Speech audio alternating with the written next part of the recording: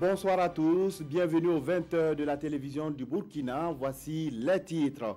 La coalition des syndicats du ministère de l'économie et des finances annonce une grève les 4 et 5 avril prochains. Les responsables des 6 syndicats concernés ont organisé une conférence de presse ce matin pour présenter et expliquer les 7 points de leur plateforme revendicative. Les différentes facettes de la culture burkinabé sont sous les feux des projecteurs depuis quelques jours à Bobo-Dioulasso. Environ 60 prix seront attribués aux lauréats de cette 19e édition de la Semaine nationale de la culture. Dans ce journal, nous vous proposons un zoom sur les disciplines en compétition et la valeur des différents prix. Et puis au Togo, le dialogue politique est dans l'impasse. L'opposition politique campe toujours sur sa position. Elle dit non à une éventuelle candidature de Faure Gnassingbé à un 4e mandat en 2020. Rencontre ce matin au palais de Kosiam entre le président du Faso et le directeur régional du programme alimentaire mondial, Roch-Marc Christian Kaboré et Abdou Dieng ont discuté de la coopération entre le PAM et le Burkina Faso. L'institution onusienne, selon son représentant, est prête à soutenir le Burkina Faso à faire face à une éventuelle crise alimentaire. Nongbakuda Nyarkitida.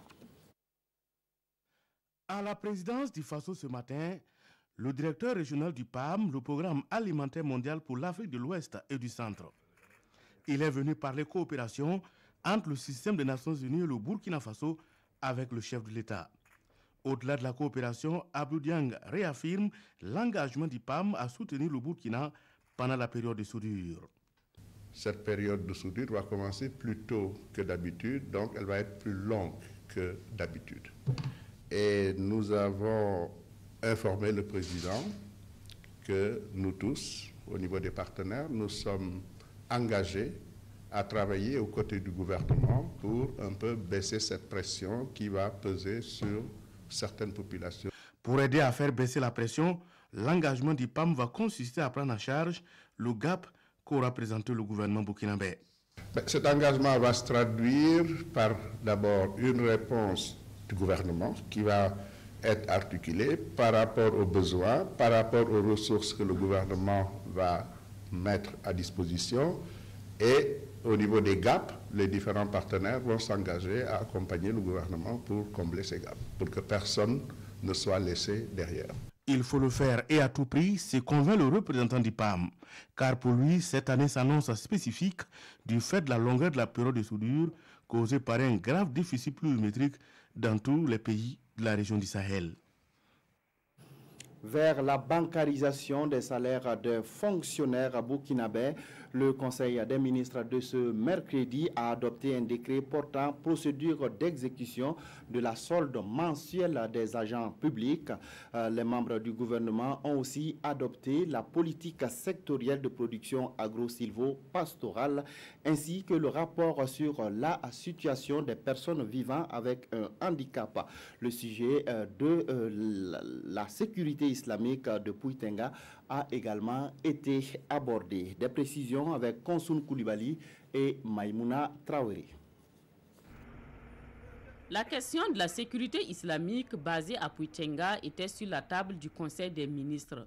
Dans une communication orale, le ministre de la Sécurité a informé le Conseil de la dissolution du groupe par une note signée par le haut-commissaire de la province du Kouritenga. Les activités menées ne sont pas en rapport avec le récépissé de l'association. Donc, le haut-commissaire a notifié la dissolution.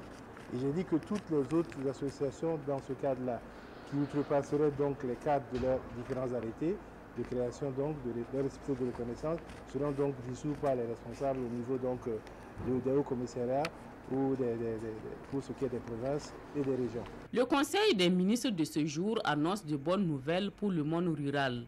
Il vient d'adopter la politique sectorielle de production agro-silvo-pastorale pour la période 2017-2026, un référentiel qui comporte 3 grands axes. La sécurité alimentaire, nutritionnelle et la résilience des populations vulnérables, la compétitivité des filières et l'accès au marché, et la gestion durable des ressources naturelles. Au titre du ministère de la Femme, de la Solidarité nationale et de la Famille, le Conseil a adopté un rapport sur la situation des personnes vivant avec un handicap à titre de régularisation. Il a également adopté un décret portant procédure d'exécution de la solde mensuelle des agents publics de l'État. Il y avait un vide juridique en ce qui concerne notamment ce poste budgétaire-là. Et donc ce décret permet de remédier à cela, d'aller dans le sens également du ministère et du gouvernement qui veut que désormais les paiements numéraires soient totalement bannis de notre administration et avoir donc une meilleure gestion des dépenses de personnel à travers donc la réduction des délais de paiement. Sur la question de la grève annoncée par les syndicats du ministère des Finances, le porte-parole du gouvernement pense que le dialogue permettra aux deux parties de trouver un terrain d'entente. Les questions de coopération et de développement ont été abordées hier au cabinet du ministre d'État. Simon Compaoré s'est entretenu avec plusieurs personnalités, notamment le vice-ministre des Affaires étrangères de la Chine à Taïwan, le chef de la délégation de l'Union européenne et des représentants de l'Agence intergouvernementale eau et assainissement pour l'Afrique. Le point des échanges avec Ali Doubadini et Abdelaziz Yagibou. 24 ans de coopération avec au compteur, plusieurs projets bilatéraux exécutés et bon nombre en cours d'exécution. Des chantiers revisités ici par le vice-ministre taïwanais des Affaires étrangères et le ministre d'État auprès de la présidence, Simon Compaoré.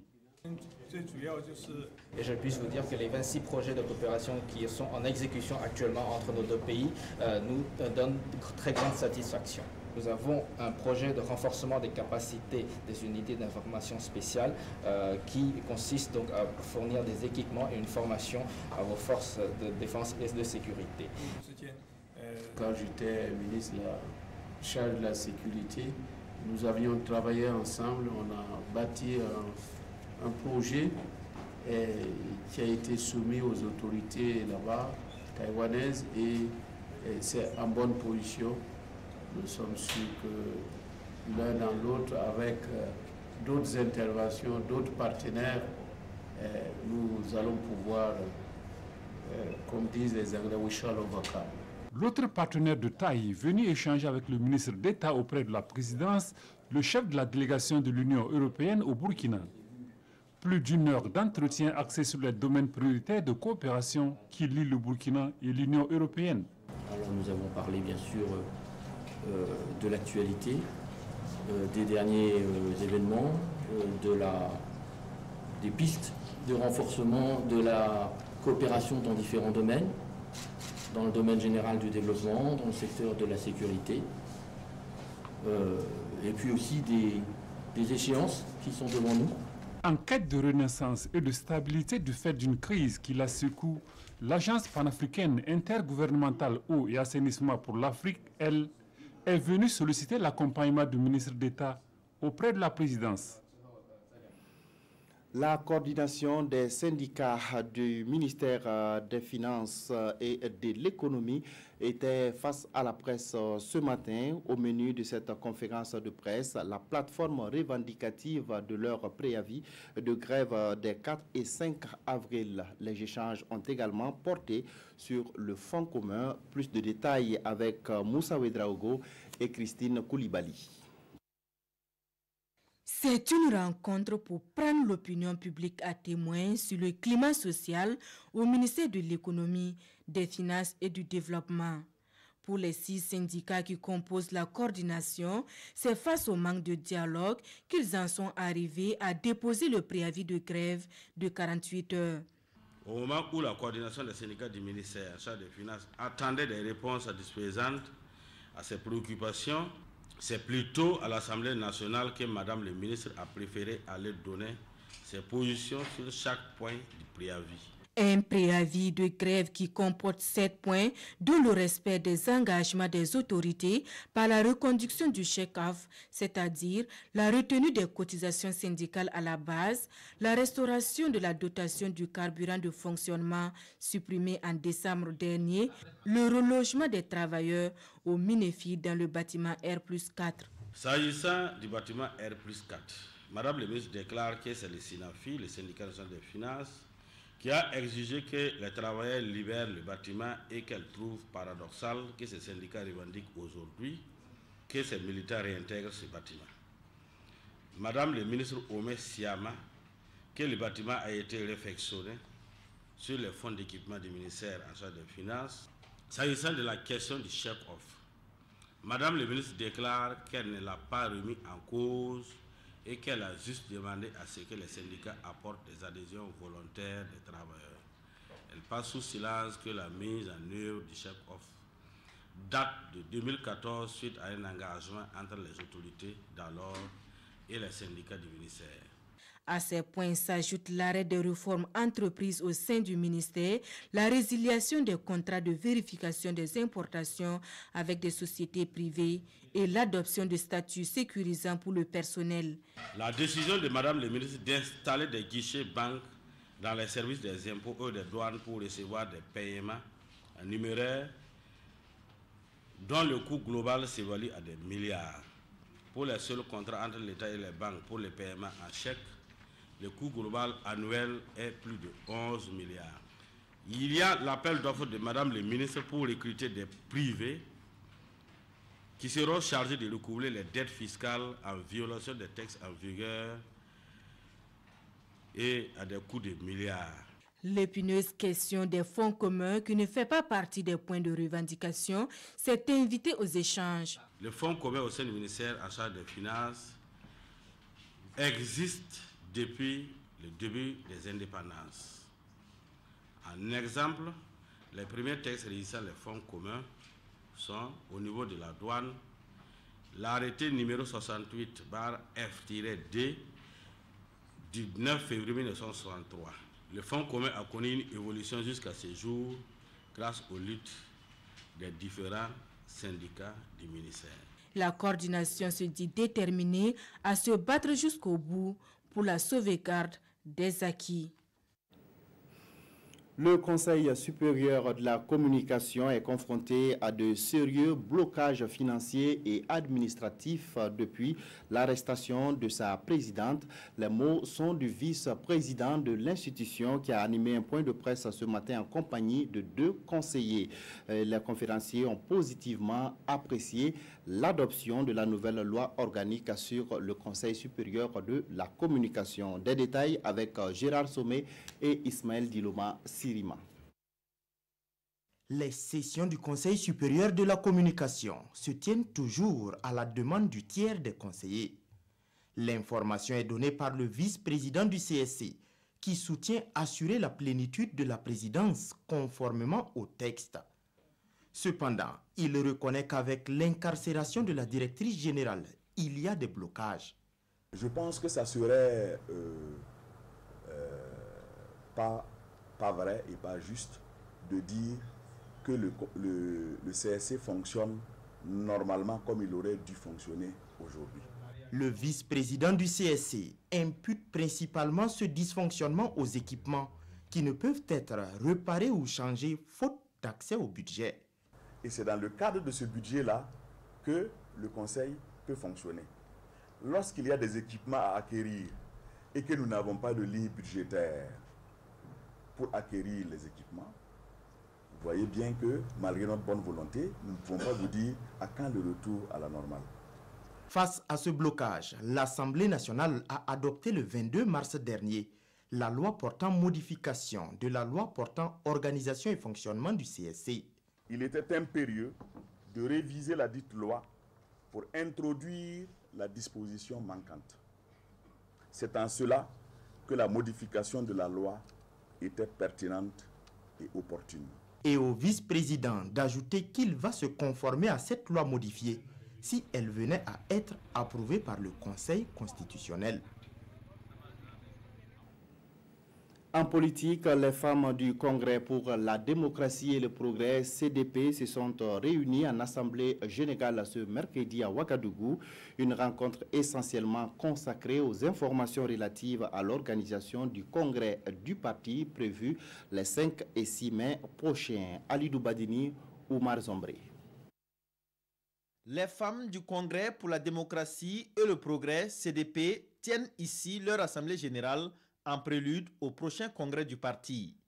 L'objectif de cette mobilisation est d'informer les militantes sur la tenue de ce congrès. Juste pour parler de la vie du parti, leur faire comprendre que nous rentrons en congrès les 5-6 mai et qu'il faut une mobilisation. Les militantes ont aussi scandé le retour au bercail du fondateur de leur parti politique. Pour la responsable des femmes, Blaise Compaoré est un citoyen et il ne saurait se soustraire à la justice en cas de besoin. Mais si vous avez quelque chose à lui reprocher, il fera face, c'est un citoyen burkinabé. C'est comme tous les citoyens. Si tu as fauté, tu fais face à la justice. Nous n'avons pas dit Blaise Compaoré sans la justice. Nous n'avons pas dit ça. Les participantes à cette assemblée générale viennent des arrondissements de Ouagadougou et des communes rurales environnantes. Le Haut Commissariat des Nations Unies pour les réfugiés veut se doter d'un nouveau plan stratégique 2019-2020. Les acteurs concernés sont en conclave dans la capitale burkinabé. Objectif, amender et valider ce plan qui prévoit une délocalisation des réfugiés installés dans le Sahel au regard de l'insécurité qui y règne. Daouda Ouattara, Zalissa Sanfo.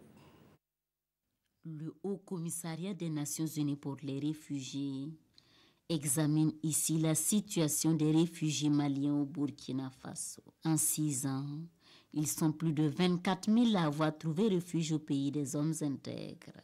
Et ces 3 dernières semaines, ils sont 1000 demandeurs d'asile, principalement au Sahel burkinabé.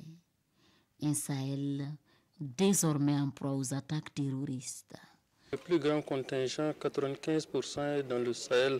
Le Sahel, c'est un endroit fiable parce que c'est similaire à l'espace d'origine des réfugiés. Et ça, c'est très important pour l'intégration locale des réfugiés. C'est une des dimensions même de la gestion des réfugiés. Et l'insécurité dans le Sahel, dans le nord, fait que l'espace sécurité, l'espace de protection s'est réduit.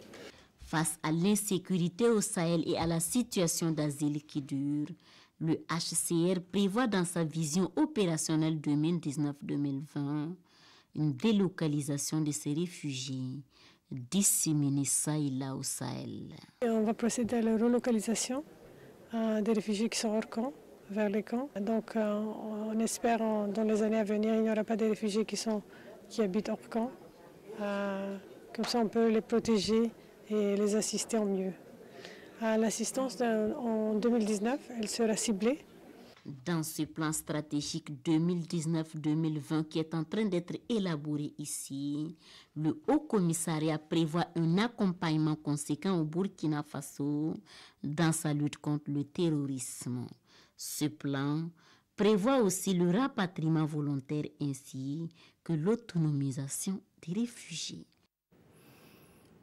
Lancé en 2012, le programme de croissance économique dans le secteur agricole apporte du soutien aux petites et moyennes entreprises ainsi qu'aux organisations de producteurs.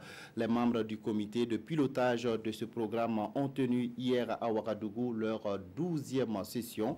Le rapport d'activité 2017 a été présenté lors de cette session. Rasmane Zoundi, Ismaël Diloma, Sirima.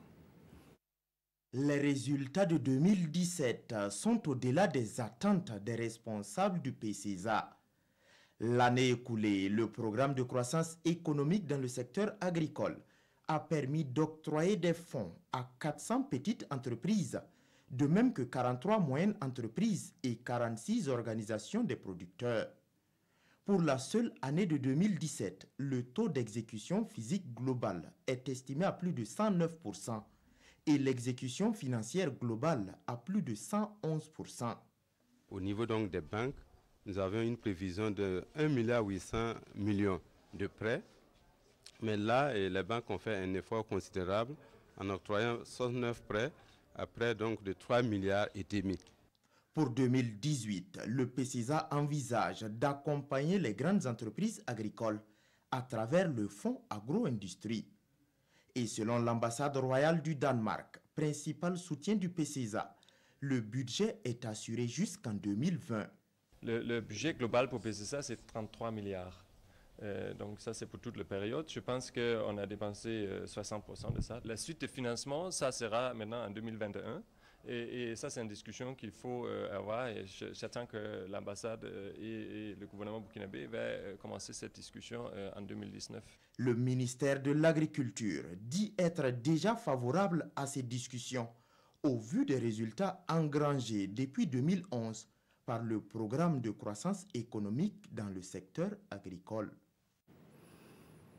C'est un sujet souvent oublié. De nombreuses personnes souffrent pourtant de troubles mentaux. La Société burkinabé de santé mentale tient à Ouagadougou du 27 au 30 mars son 5e congrès. La rencontre permettra, entre autres, de discuter des facteurs qui peuvent, dans une communauté, favoriser la survenue de troubles mentaux. Konsoul Koulibaly, Ismaël Diloma, Sirima. 40% de la population burkinabé souffre de troubles mentaux, selon le président de la Société burkinabé de santé mentale. Mineurs ou majeurs, dans tous les cas, ces troubles nécessitent une prise en charge adéquate. Et c'est là tout le problème. Ce qui peut rendre une personne malade peut relever de plusieurs facteurs. Il y a des facteurs qui se rapportent à l'individu lui-même. Il y a également des facteurs qui sont liés aux facteurs, à l'environnement social dans lequel l'être humain évolue. Et puis vous aviez tout un ensemble de phénomènes en fait de sociétés que nous vivons qui sont susceptibles de créer du stress et qui peuvent aussi engendrer en fait des troubles mentaux chez l'être humain. L'objectif ici, c'est de créer les conditions pour une meilleure prise en charge des troubles mentaux. Les échanges vont porter sur les causes et l'impact de la maladie dans la société, ainsi que la localisation des malades. Il s'agit d'un enjeu de santé publique. Le gouvernement, dans un premier temps, travaille à augmenter la masse des spécialistes capables de prendre en charge les problèmes de santé mentale. Deuxièmement, développe des infrastructures adaptées pour permettre de prendre en charge les personnes souffrant de santé mentale. Prévu se tenir sur 4 jours, le congrès de la Société burkinabé de santé mentale sera marqué par des communications, mais aussi des débats entre spécialistes de la question. On ouvre à présent la page SNC de ce journal, direction Bobo Dioulasso, où nous attend Nathalie Kaoré. Bonsoir Nathalie, vous avez l'antenne.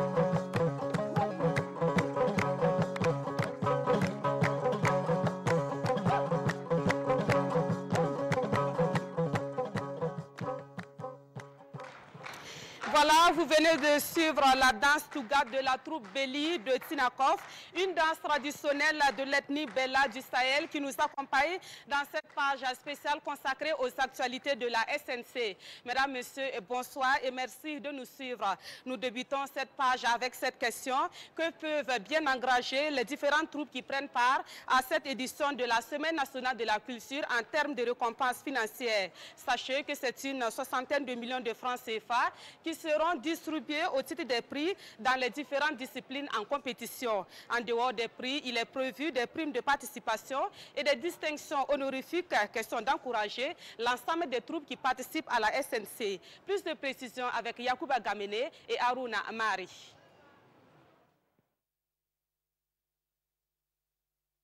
L'art doit nourrir son homme par la reconnaissance du mérite. Cette volonté manifeste de la direction de la SNC se perpétue depuis plus d'une décennie. un engagement qui va être respecté à cette 19e édition. Des prix officiels vont être décernés dans les disciplines en compétition. La catégorie art du spectacle, notamment ce que nous appelons les expressions culturelles traditionnelles. Chaque lauréat recevra la somme de 600 000 francs. De 500 000 francs au niveau de la vedette de la chanson traditionnelle. Alors à côté de ça, il y a les vedettes, il y a ceux qui compétissent dans les disciplines d'expression moderne, d'expression traditionnelle. À ce niveau-là, alors les prix vont en tout cas, j'allais dire, de 250 000 francs à 1 million au niveau des arts plastiques. Là-bas, les prix vont effectivement aussi de 300 000 à 500 000 francs. Alors si vous allez au niveau des arts littéraires, aux romans, nouvelles et poésie, là aussi nous avons 500 000 francs pour le premier prix. En plus de ces prix, le lauréat, c'est-à-dire que le premier, aura son œuvre édité par le ministère de la Culture et des Arts avec un appui financier de 500 000 francs. Il reste les deux autres catégories qui sont les arts culinaires, les arts et les sports traditionnels. Là, c'est le niveau. Alors, les prix sont en tout cas relativement bons. Des prix spéciaux sont aussi prévus pour galvaniser les compétiteurs. Comparativement aux éditions précédentes, les récompenses sont en hausse. Dès que vous êtes lauréat de votre édition, vous n'avez pas moins de 500 à 600 000 francs déjà. Alors qu'il y en a qui venaient ici, qui repartaient avec à peine 150 000 francs, comme prime effectivement de participation. C'est pas moins de 60 millions qu'on va distribuer cette année, peut-être comme une trentaine en 2016. En dehors des prix officiels et autres prix spéciaux, des primes de participation vont aussi récompenser les compétiteurs. Ces primes vont de 15 000 à 30 000 francs CFA. Les lauréats seront connus le 30 mars prochain. La 19e édition de la SNC a respecté la tradition de la cérémonie de décoration, une cérémonie organisée ce mercredi. Les efforts d'une dizaine d'acteurs culturels ont été reconnus et récompensés à travers des distinctions. Ils ont été faits chevaliers de l'ordre de mérite des arts et des lettres et de la communication. Hassan Gourabou, Siriki Milogo et Ismaël Paris. La coutume a été encore respectée à cette 19e édition de la Semaine nationale de la culture, SNC. Tout comme les autres éditions de cette biennale culturelle, l'occasion est belle pour reconnaître le mérite de certains acteurs culturels.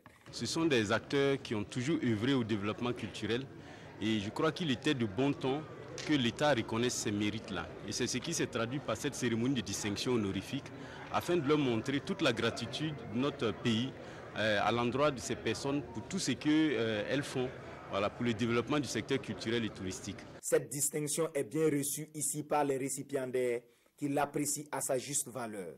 31 ans d'efforts, je crois que les autorités de ce pays ont reconnu ces efforts-là et ces mérites et m'ont décerné ce matin donc cette médaille d'officier de l'ordre du mérite des arts, des lettres et de la communication. Des sentiments d'humilité et je rends grâce au Seigneur. C'est un sentiment de joie, voilà, la reconnaissance du travail rendu. Et pour moi, c'est en même temps une invite à plus d'abnégation. Cette cérémonie de distinction est aussi une invite pour les premiers responsables du département de la culture, adressée à tous les acteurs du monde culturel, à travailler d'arrache-pied pour faire valoriser leurs talents. Les enfants participent de façon active aux activités de la Semaine nationale de la culture. Dans les différents espaces qui leur sont réservés, les tout-petits s'adonnent à des activités à la fois récréatives et éducatives. Bien sûr, cela se passe sous le regard bienveillant des parents et des organisateurs de la SNC. Yacouba Gamene, Beleman Herman Toui. Tous joyeux, ces enfants reviennent de la foire de la Semaine nationale de la culture. Une occasion offerte par l'espace Rencontre Jeunesse de Dafra pour encourager la participation des enfants à la biennale. On aime la façon dont on fait participer les enfants, car eux aussi, à leur tour, peuvent exprimer leur talent. On est ravis d'y participer à la foire, parce qu'on a vu beaucoup de choses. Par exemple, les bijoux, les pots de fleurs. Fabrice et son frère ne pourront pas visiter les stands aujourd'hui, faute d'inscription sur les listes de l'espace réservé aux enfants. Ils se contentent d'observer leurs camarades. Heureusement, ils ne sont pas les seuls dans cette situation. Malheureusement, la demande elle est très forte. Donc il y a beaucoup d'enfants qui sont là, mais qu'on ne peut pas les prendre dans les ateliers. Mais les après-midi, nous avons plus de 2000 enfants donc, qui participent au spectacle. Et chaque jour, donc, nous constatons que le nombre ne fait que s'accroître de jour en jour. Et nous espérons que ça va continuer comme ça jusqu'à la fin de la Semaine nationale de la culture. Si certains enfants comptent sur cet espace pour participer aux activités culturelles de la semaine, d'autres se font accompagner par leurs parents sur le site de la foire. Abdul Aziz, lui, est devenu commerçant pour la circonstance et il espère encaisser au moins 2000 francs de bénéfices par jour. Nous sommes à présent en compagnie du maire de la ville de Bobo-Dioulasso, M. Bouraïm Hassanou. Bonsoir, M. le maire. Bonsoir. Alors déjà, comment vivez-vous la SNC au 5e jour du début de cet événement culturel dans votre ville? Alors, je rends grâce à Dieu. Je pense que tout a bien commencé. Et aujourd'hui, la SNC, elle bat son plein. Alors, nous sommes satisfaits. Alors, monsieur le maire, comment transformer économiquement Bobo-Dioulasso à travers la culture? Semble-t-il que vous avez un projet même pour rentabiliser des événements tels que les funérailles? Tout à fait. Effectivement, nous disions qu'un pays, une ville, pour se développer, doit partir de sa culture. Et c'est ce que nous avions intégré. Et si vous remarquez, la ville de Bobo-Dioulasso, entre février et jusqu'en juin, il y a ce qu'on appelle les funérailles. La sortie des masques, c'est une période où quand même nous avions suffisamment. Alors, des touristes y arrivent. Malheureusement, ce n'est pas très bien organisé, effectivement. Donc, à ce niveau, la commune attend accompagner un peu les acteurs, les soucis des masques, pour que, effectivement, on puisse rentabiliser cette activité, cette période qui s'étend sur 3-4 mois. Est-ce qu'en le faisant, vous ne risquez pas un peu de travestir les funérailles? Est-ce que l'aspect économique ne risque pas de prendre le dessus sur l'aspect coutumier? Non, non, non. Je pense que je l'ai dit tout de suite, c'est en collaboration, bien sûr, avec les acteurs. C'est un milieu que nous connaissions. Et les funérailles, il y a l'aspect traditionnel qui existe, qu'on aimait. Quand même, il faut reconnaître qu'il y a l'aspect festif, touristique qui est là. Alors, en cette période, vous avez les sociétés de masse, ils ont des traditions qu'il faut respecter et que tout le monde n'arrive pas là-bas. Nous, nous voulions voir effectivement ce côté festif. Si vous voyez Bobo-Dioulasso, les funérailles à Dioulasoba, à Tunuma ou à Kunima, ça draine du monde. Alors, on permet à toute personne qui vient de venir suivre ces festivités. Malheureusement, on ne connaît pas le calendrier avant, on ne sait pas comment ça s'organise. Nous voulions avoir, en collaboration bien sûr avec ces sociétés de masse, un calendrier précis et pour permettre aux touristes à l'intérieur comme à l'extérieur du pays de pouvoir participer effectivement à ces funérailles. Alors pour revenir à la SNC, en tant que premier responsable de la commune de Bobo-Dioulasso, qu'est-ce que votre commune gagne en accueillant donc cette manifestation culturelle? Ah oui, mais d'abord c'est une fierté pour la commune que la SNC puisse baser son siège dans notre ville qui s'appelle capitale culturelle. C'est pour dire qu'au vu des brassages des populations et des sociétés dans la ville de Bobo-Dioulasso, alors nous avions quelque chose à magnifier au niveau de la culture. Et en cette période précisément, je pense que nous drainons beaucoup de monde et au niveau du tourisme, de l'hôtellerie et beaucoup d'autres choses, ça apporte un plus à la ville. Ça, c'est évident. Et ce qui est important encore, c'est que c'est une période de réflexion sur les valeurs culturelles de la ville et du pays tout entier. Donc pour nous, il y a des retombées à tout point de vue pour la ville de Bobo-Dioulasso et même pour le Burkina. Merci beaucoup, monsieur le maire Bouraïm Hassanou, d'être passé sur notre plateau. Je rappelle donc que vous êtes le maire de la ville de Bobo-Dioulasso. Et pour la suite, pas besoin de vous dire que la RTB est au cœur de cette édition de la SNC. En dehors des équipes techniques et rédactionnelles, une équipe commerciale de la RTB permet aux promoteurs culturels de donner de la visibilité à leurs produits. L'équipe commerciale et de marketing de la RTB est basée sur le site de la foire de la SNC. Découvrons cette équipe avec Mané Kayen et Karim Sissé. Le groupe média Ludo Burkina Faso déroule son tapis rouge ici à Bobo-Dioulasso à la faveur de la 19e édition de la Semaine nationale de la culture. Et pour cette édition, la RTB propose une gamme de produits au public. Nous avons d'abord Allons à la SNC, qui est l'un des faits marquants des actions insolites, les personnalités, les attitudes des festivaliers. Et on essaie de faire des captures et qu'on présente au public, à notre public, pour qu'ils puissent vivre la SNC en temps réel avec nous. Et nous avons aussi Ça se passe à la SNC. Et Ça se passe à la SNC, c'est une émission à destination des participants de la SNC 2018. Les exposants passeront pour proposer leurs produits en 3 minutes dans une émission vraiment interactive qui est vraiment faite pour eux. Et nous sommes vraiment là pour eux sur le site. Chaque jour, des agents commerciaux sillonnent la foire à la conquête de nouveaux partenaires. On échange avec les exposants, on leur fait des propositions, une innovation saluée à sa juste valeur par les clients. Et ça c'est très bien. Moi je suis commerçant forestier ce matin et la RTV passe. Donc c'est une occasion que nous si on présente notre boutique. C'est une occasion de faire des remarquer aussi au niveau du Bobo, au niveau du Burkina, au niveau du monde aussi. Parce que RTV, okay, ça passe partout. Je crois que ça c'est très superbe. Au moins les gens pourront découvrir mieux les stands qui se trouvent à l'intérieur du siège de la SNC et voir beaucoup d'autres produits. Cette démarche est devenue, depuis un certain temps, une coutume à la RTB. Il s'agit pour la chaîne au cœur des grands événements d'être encore plus proche des partenaires.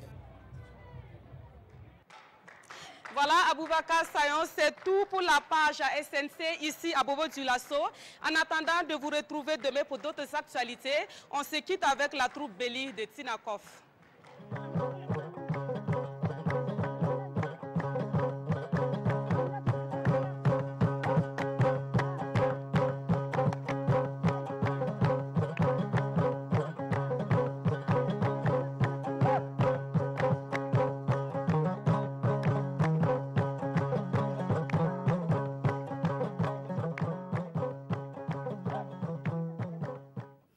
Voilà, merci à vous Nathalie Kaoré pour toutes ces informations relatives à la 19e édition de la Semaine nationale de la culture qui bat son plein dans la capitale économique burkinabé. La suite du journal au Togo, les acteurs politiques tentent de trouver une issue à la crise sous la médiation du Ghana, mais le dialogue politique est toujours dans l'impasse. La pomme des discordes, la candidature de Faure Gnassingbé à un 4e mandat en 2020.